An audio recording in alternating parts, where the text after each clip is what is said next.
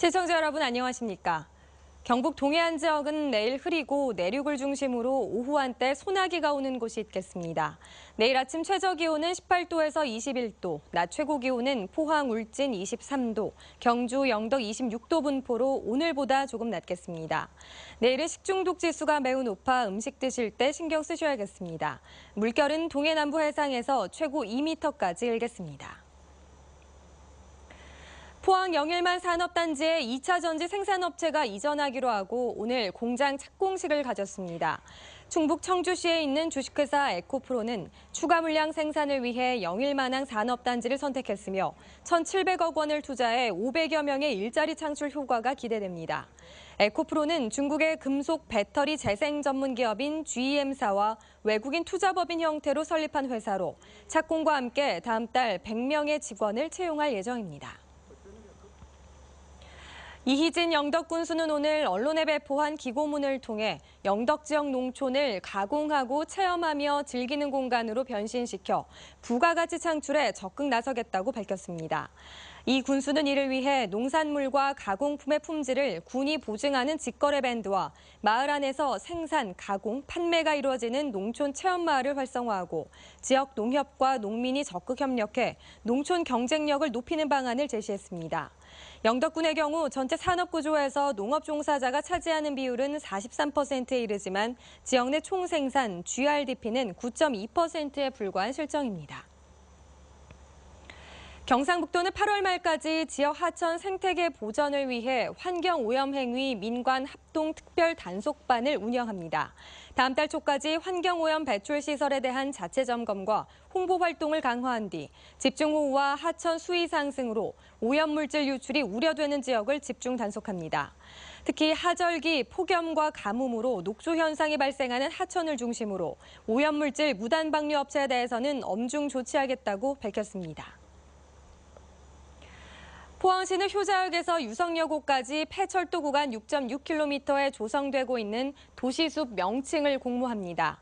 공모 신청은 누구나 참여할 수 있으며 대중성과 독창성, 상징성이 뛰어난 2개 작품을 선정해 시상할 예정입니다. 동해 남부선 100년 역사를 간직한 도심숲은 구도심에 활력을 불어넣을 도심 재생 사업으로 내년 7월 준공될 예정입니다. 포스코그룹에서 지난 2014년 이후 올해 1분기까지 공정거래위원회의 제재를 받은 기업이 5곳에 이르는 것으로 나타났습니다. 기업 경영성과 평가 사이트인 CEO스코어에 따르면 스마트 팩토리를 담당하는 포스코 ICT가 지난 2월 하도급 대금과 지연이자를 지급하지 않아 14억 원의 과징금을 부과받았습니다. 포스코건설은 3년여간 검찰 고발 7건과 과징금 2건, 과태료 1건 등 모두 10건의 제재를 받았고 포스코캠텍과 포스코에너지, 포스코 P&S는 각각 1건의 과징금 또는 과태료 처분을 받은 것으로 나타났습니다. 오늘 새벽 1시쯤 영덕군 경곡면 영교 아래로 스타렉스 차량이 추락해 뒤집히는 사고가 발생했습니다. 소방서는 현장에 구조요원 10명을 급파해 인명 구조 작업을 벌인 끝에 차량에 타고 있던 2명을 구조했으며 다행히 탑승자는 크게 다치지 않은 것으로 파악됐습니다. 경찰은 운전자를 상대로 음주운전 여부 등 정확한 사고 원인을 조사하고 있습니다. 경상북도는 경북경제진흥원 주관으로 수도권 귀여귀촌 희망자를 대상으로 오는 28일까지 창업 포럼 교육을 실시합니다.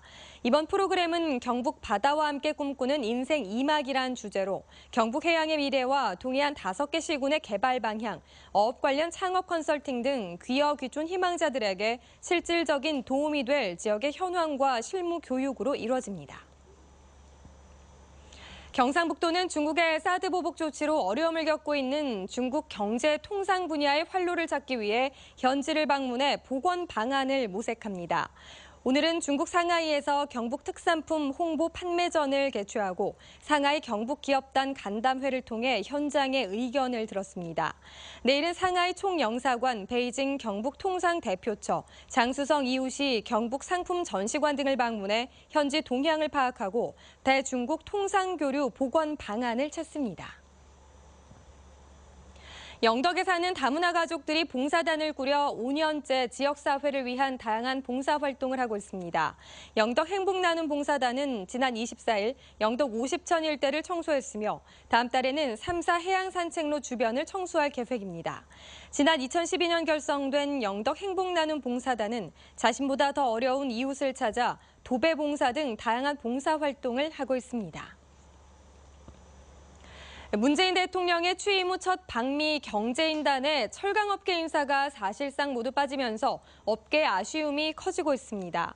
발표된 명단에는 철강업계의 경우 손봉락 TCC 동양 회장만 유일하게 포함됐지만 기계장비와 자재업종이어서 사실상 철강업계는 이름을 올리지 못했습니다.